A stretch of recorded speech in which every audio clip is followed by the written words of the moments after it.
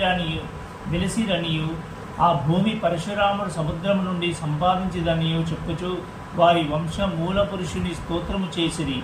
అటు పిమ్మట వారి గోత్ర ఋషియగు భరద్వాజముని స్మరించెను.